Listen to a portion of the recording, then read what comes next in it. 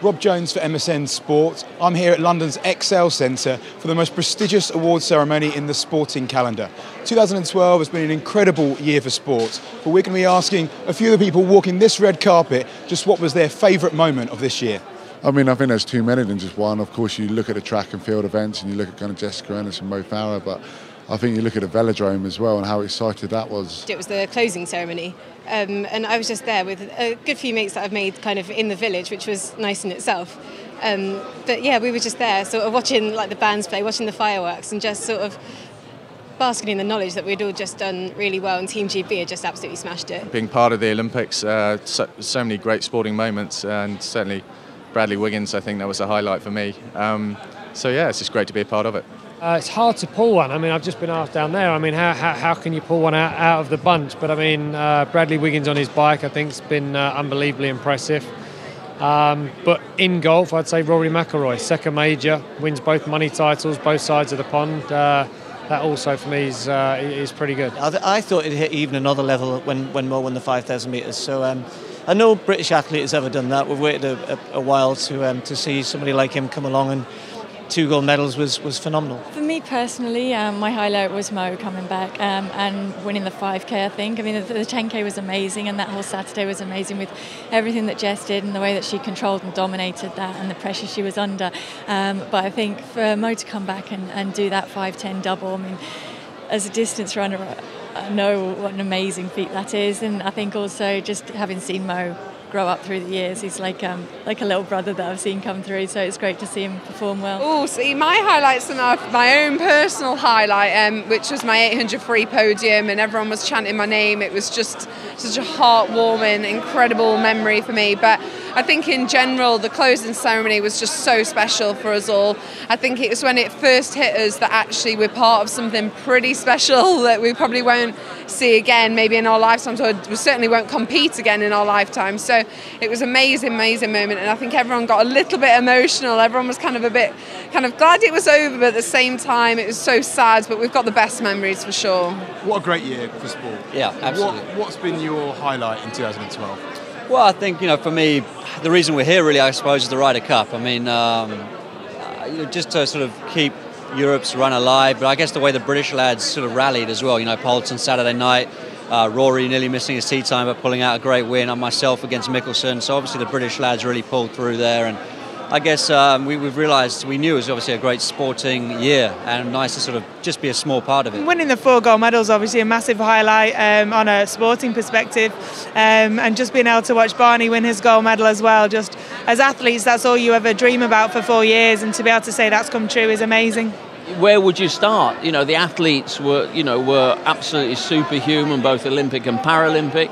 I guess for me, having 33 full houses in the Olympic Stadium in consecutive afternoon, evening, morning, 33 times, Olympic and Paralympic track and field. It doesn't get much better than that. It's been a crazy year, and the highlight definitely would have to be winning the bronze medal at the Games, and it's just something to show for all the hard work, the effort, the dedication, and all the sacrifice, really. I remember watching the opening ceremony of the Olympics, and having the Olympics before the Paralympics. That's a great thing. It gets you really excited. So watching it and just being, oh my gosh, this is so exciting, and see the Olympics rings go up. But then also me being able to compete in front of my home crowd and the buzz and the roar that I had. So it was just an amazing year. For me personally, myself, to win 2 gold medals, that was it for me. To do the 5K after the 10K, that was the best moment for me. And secondly, my wife, again, giving birth to 2 twin girls, lovely girls. And I guess, as I said before, 2012 is never going to be the same again for me in terms of life and in terms of what I've achieved in my career. So it's kind of one of these things you have to say goodbye to. And this is the final night, so literally, and then we'll have to get ready for 2013.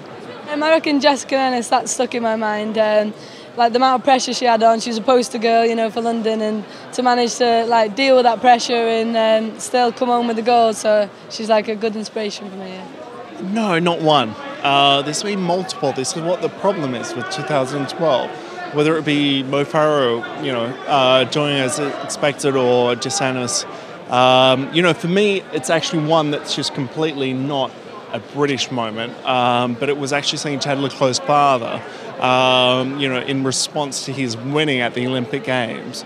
But I think, what we have here is a very successful Olympics, a very successful 2012 for Britain, and something that everyone should be very proud of. I don't know. There's been so many. I mean, the whole of the Olympics was obviously a favourite moment. I thought that when Europe retained the Ryder Cup, Poulter's incredible effort at the end there to bring the trophy back, that was another fantastic moment. I thought that the Test match against the Indians was very, very good as well. So there's been a lot of good moments this year, outside, of course, of the Tour de France and the Olympics. The first and last race, I think. The first because it was relief that I won, and I got my first gold medal and what I wanted to achieve. I only wanted one gold medal.